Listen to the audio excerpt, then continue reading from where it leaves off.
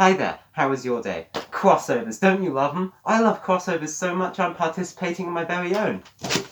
Me and Milk in the same room at last. Just how did we do it? And while we're on the topic of crossovers, we might as well bring it up. That one game that everyone, no matter what console they play, all agree is quite possibly the best crossover in all of gaming. Not that one. That's it. Super Smash Bros. Has been a staple in gaming for over 20 years, and once a character makes it in as a fighter, they've pretty much been sealed as a gaming icon, except from the time they put in literally all of these characters. Ah yes, because when I think of video games, my mind immediately goes to Dr. Mario. And with some of the choices being as bizarre as they are, I decided to take a look at the history of getting into Smash. So of course we have to start where all great stories start. Where some great stories start.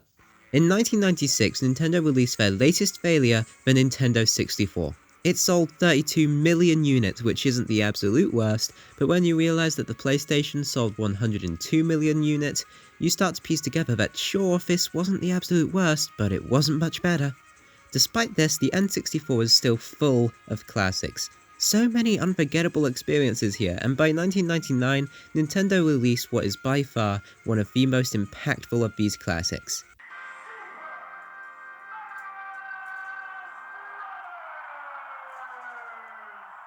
This game and its super loud title screen immediately won over the hearts of many. This is a game where you can pummel Mario as Pikachu while Link watches from the sideline. This was pretty magical. However, the character selection was a bit more restricted than the bajillion characters we have in Smash today, as there were only 12 of them. These 12 characters were Mario, Luigi, Donkey Kong, Yoshi, Link, Samus, Pikachu, Jigglypuff, Fox, Ness, Captain Falcon, and Kirby. Despite how limited the selection seems now, at the time it was huge. Most of these characters had never been seen in the same game before, so to have even just this was great.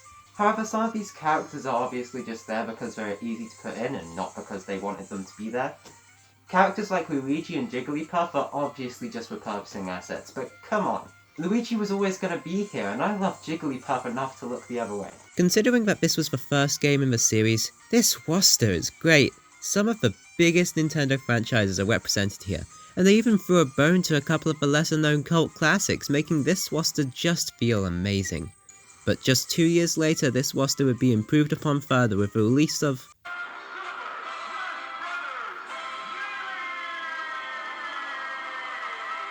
this game, since its release in 2001, has been hailed as the best of the series by many fans. Now, I personally have never played this game, but I'm sure it's a great time. Probably. But if there's one thing it undeniably did, was more than double the roster. Yep, we went from 12 fighters to 26, with the newcomers consisting of Dr. Mario, Bowser, Peach, Pichu, Mewtwo, Zelda and Sheik, Young Link, Ganondorf, Marth, Roy, Mr. Game & Watch, the Ice Climbers, and Falco. Alongside all of these newcomers, every character from the first game was also playable here. Now I have mixed feelings on this selection. In the first game, every character felt like it had a purpose. Even some of the ones that might get given a dirty look from time to time can still be excused to some extent, but here? Dr. Mario? I mean, some of these characters are great, but come on, did we really need Pichu, Young Link, Dr. freaking Mario? Well, nitpicks aside, what about the actual newcomers? Some of these guys are crazy unique and I love them. Mr. Game & Watch and the Ice Climbers are easily some of my favourite retro picks to this very day. It's clear that when making this game, the team behind it had just as much love and respect for Nintendo as the fans playing, because, come on, it's Mr. Game & Watch! And on top of this, we also got some staples in the series like Bowser and Mewtwo.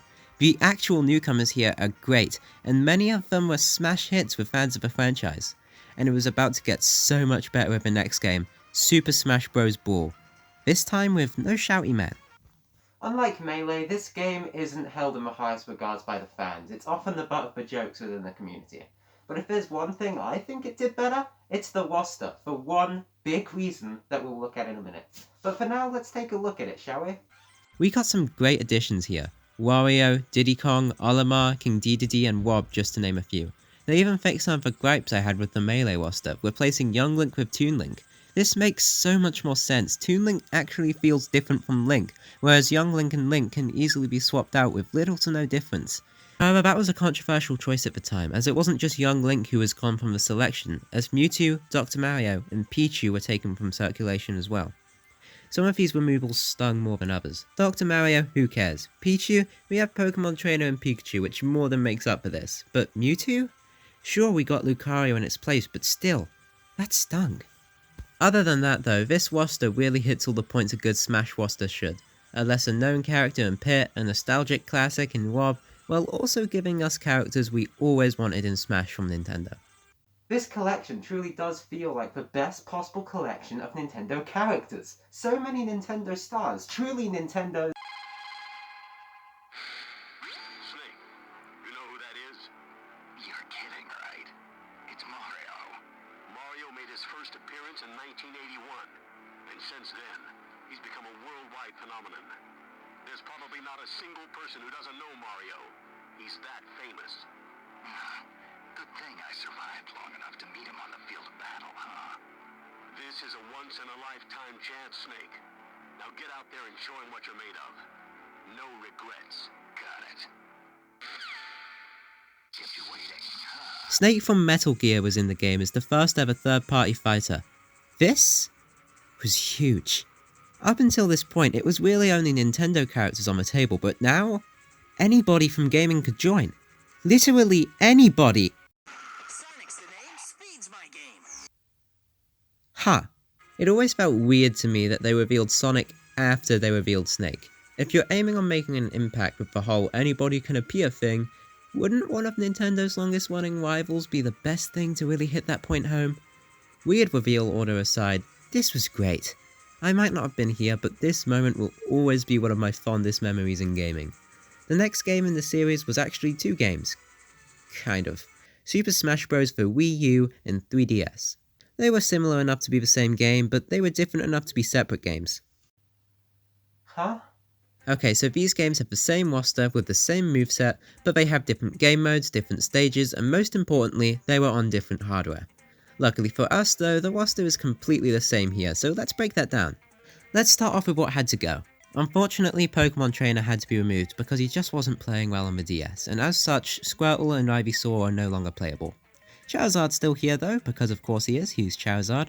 Also due to the hardware limitations presented by the 3DS, characters like Samus and Zelda, who had changed form mid-battle into Zero Suit Samus and Sheik, had to be tweaked so that their alternate forms are now their own separate fighter. On top of this, Wolf and Snake were cut. I don't really mind about Wolf, but the fact that Snake, the first ever third-party fighter, was cut really sucked.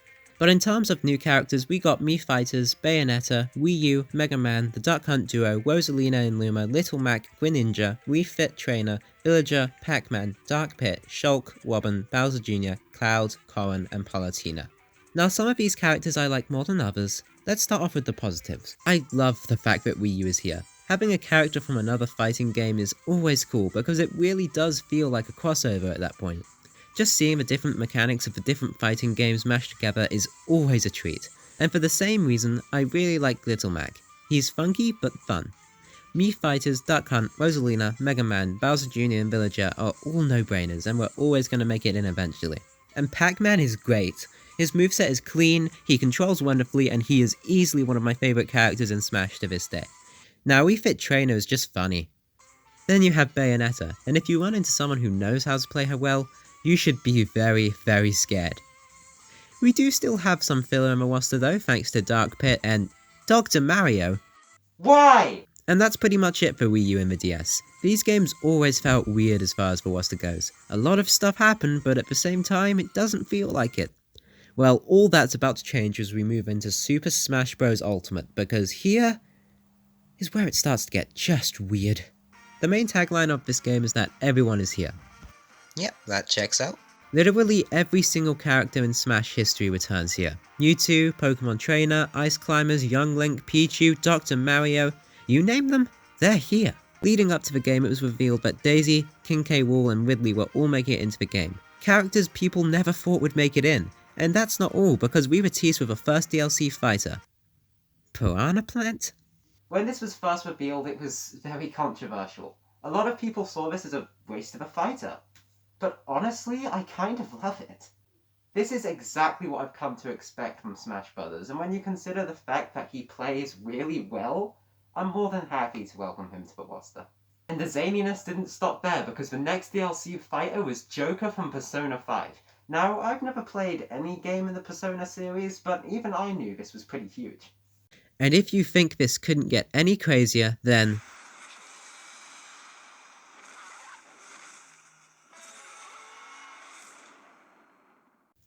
this is by far one of the biggest fighters to ever make it in. For those of you who don't know, Banjo-Kazooie was an absolute classic game released for the N64, alongside its sequel, Banjo-Tooie. These games were beloved, and this was seemingly the start of a new Nintendo franchise until the developer behind the games, Rare, was bought up by Microsoft, and beyond the Game Boy spin-off, no new Banjo games ever happened. So the fact that Banjo was able to appear here back on Nintendo turf was a glorious moment for fans, and I believe that it was at this moment that people realized when the cover said everyone was here, it wasn't a lie. Truly no one was off the table. Can anyone else hear that? Well, okay. Sans in Smash. This was amazing. Whether you've played and fallen in love with the actual game or you just think this is hilarious like me, Sans is in Smash whether you like it or not. It's not even like this was the only crazy Wii Fighter costume, because just a little while later, we got a Cuphead costume. This is where I drew the line. It couldn't get any weirder. This was as far as it was gonna go. It must be nothing but smooth sailing from this point.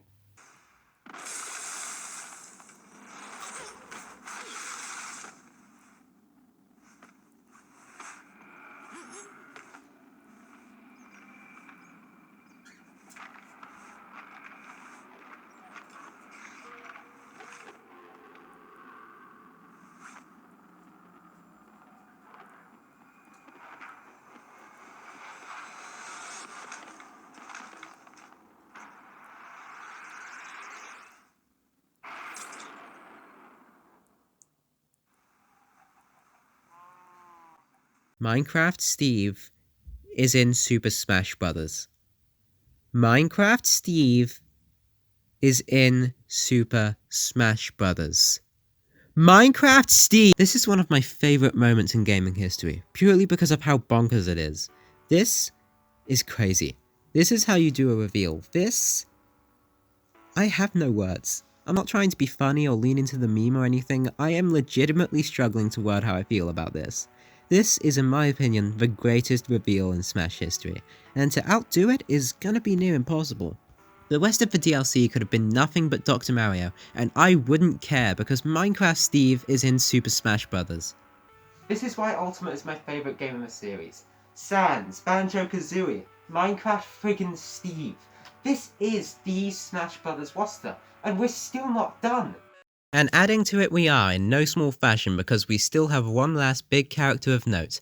One character that no one thought had even the slightest chance of making it in. This was it. The final fighter. They knew how to end this journey and they ended it well. I won't even try to explain just how huge this is because there are so many people out there who would do a much better job at it than me, but I just know that this was huge. And that was a full history, more or less, of getting into Smash. I did leave out a couple of fighters here and there, but that's because I either didn't care about talking about them, or I just didn't have enough time to put them in the video. This video is already bloated enough, give me a break. It's crazy how much they can fit into one game. There really is everyone you would want to be here. They didn't leave anyone out. Wait a minute.